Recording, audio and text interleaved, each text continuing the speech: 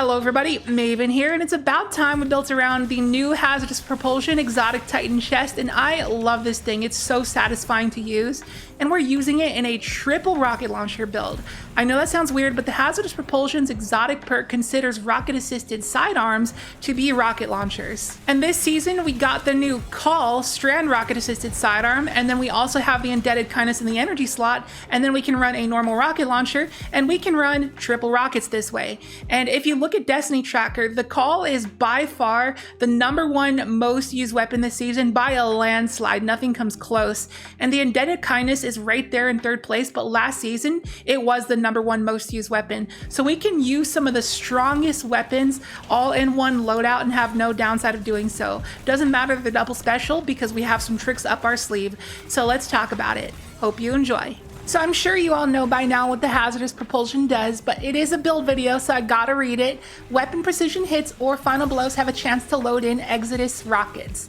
Activating your class ability fires the rockets, damaging target with Exodus rockets temporarily increases the damage you deal with all rocket launchers. So as you might have seen by the background gameplay, it's extremely quick and easy to get those Exodus rockets loaded. It takes literally like 1 or 2 kills to get a stack. Stacks up to 6 times. And our class ability of choice is going to be Thruster just because it comes out the quickest. So let's test out some damage against Carl here. A rocket assisted sidearms base damage is doing 14,000 against Carl, not counting the splash damage. After we get up those 6 Exodus rockets, we go up to 20,000, which is a 35% damage buff that lasts 11 seconds. It's a very generous timer. Now, if you're interested in seeing more Hazardous Propulsion content, a YouTuber you should definitely check out is Error. He always goes super in depth with everything he tests. And according to his video, these are the damage numbers you get for the number of Exodus rockets you have. So if you can get at least 3 Exodus rockets loaded, you're gonna get a pretty respectable damage buff, and it's really, really quick and easy to do that. Now, since we are using double rocket sidearms with this build, we have an exotic slot open, so I'm running the Gallarhorn.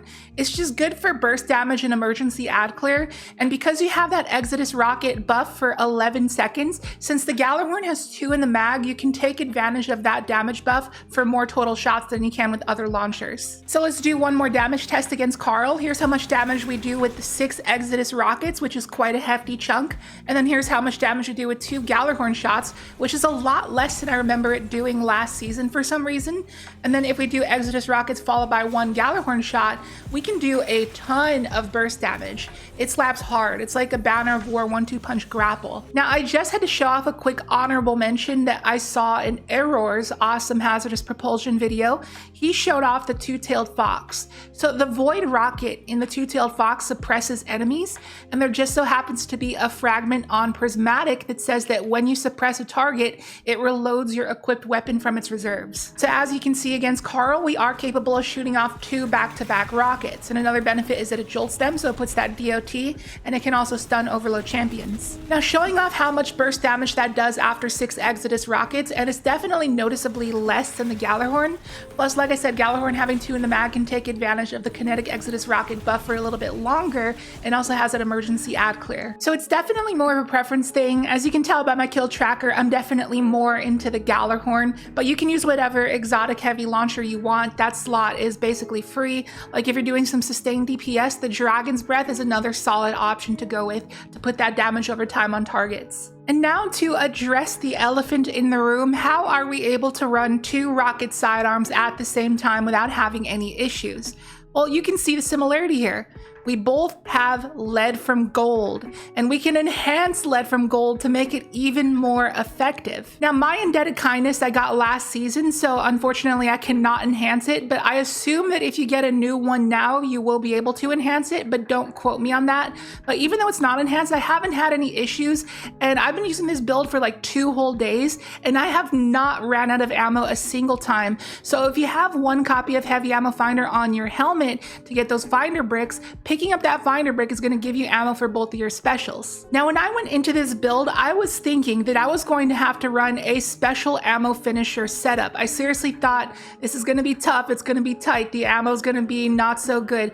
But to my surprise, I didn't even need this at all. Simply 1 finder with double lead from gold was all I needed to have infinite rocket sidearm ammo. It works out shockingly well. Like I said, I didn't run out of ammo a single time, and technically you can do this combo on any build. It doesn't doesn't have to be on Hazardous Propulsion. If you're a fan of rocket sidearms and you have double lead from gold here, you can rock this combo any day. So let's break down this subclass real quick. We got Frenzied Blade, Pulse Grenade that we can make Jolt with Facet of Dominance. We have Drenger's Lash that we can pair with Thruster, so we can slide up to a target and thrust her backwards as though we're putting up a Threaded Spectre in Trials, and they just get suspended in addition to getting the Exodus rockets to the face. Now, Drenger's Lash isn't absolutely required. You can run Consecration if you would like, or Diamond Lance if you want to. And then we got Knockout. It's good for survivability. Also counts as a powered melee for heavy-handed on your gloves, but more on that later. And then we have a Facet of Bravery. This is mainly so that defeating a target with a Frenzied Blade Final Blow is going to give us Unraveling rounds for our call, but you can replace this if you want. It's not absolutely necessary. And we got Facet of Hope. While we have an elemental buff, our class ability regenerates more quickly. And there is that mod on your artifact this season where you pick up an Orb of Power and you get Radiant. So that is an elemental buff. And also you can become amplified with your Indebted Kindness.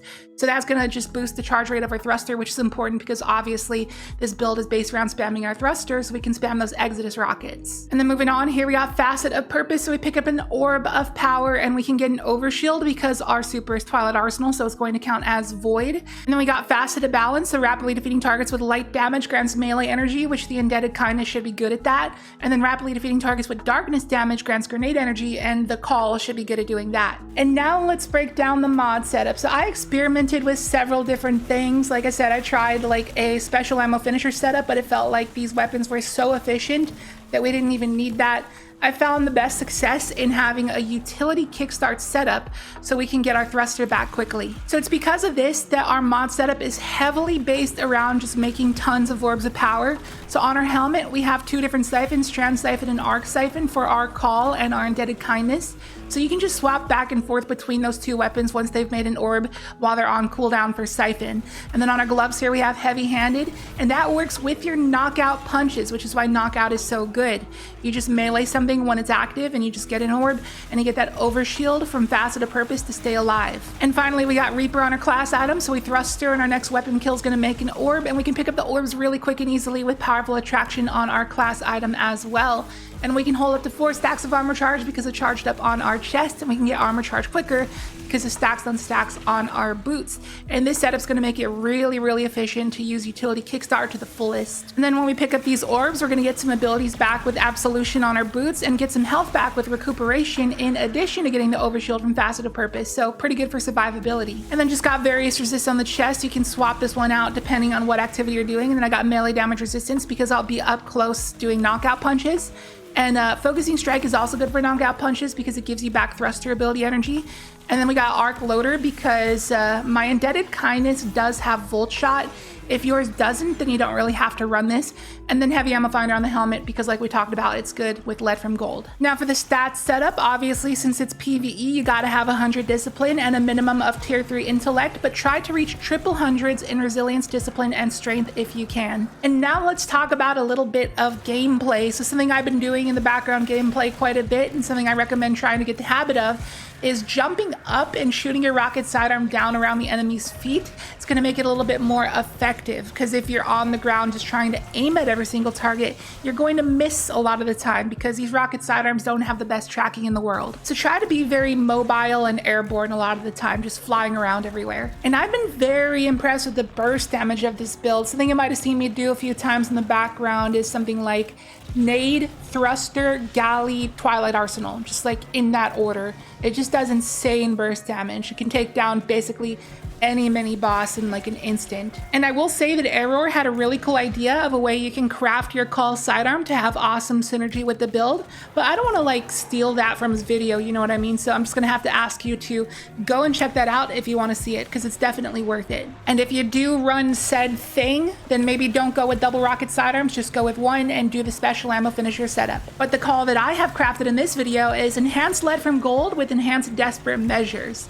Now, Desperate Measures was a very buggy perk last season and I hated it, but I feel like they did something to this perk because it feels like it's working better than it was before. But it's very good on Titan specifically with knockout, because it's very easy to just run around knockout punching trash mobs. And every time you do that, you get a stack on a Desperate Measures. Last, I think 8 seconds when it's enhanced, so you can refresh by getting a kill. So you can just have a 30% damage buff that's just refreshable with an 8-second timer, which is very, very good. And don't quote me on this, but I believe that 30% damage buff stacks on top of the 35% you get from the Exodus rockets. But also note that the Exodus rocket buff does not stack on top of things like Radiant and Weapons of Light and stuff like that. But still, having a 35% damage buff on command anytime is very, very strong for general play. I'm very impressed with this build. And if you would like to give it a try, as always, I'll leave the dim loadout link down below in the description and also the pinned comment. And if you got any buddies who are Titan mains, I'd appreciate it if you share the video with them. I'm sure they'd find it enjoyable. And that is going to do it for this one. I hope you enjoyed the video. If you did, be sure to drop a like and a comment, because doing those things really helps the algorithm. And if you are new here, please consider subscribing, as we are extremely close to hitting 50k subs, and you can help me get there. And thank you so much if you do. And with that, I will catch you in the next video. See you later.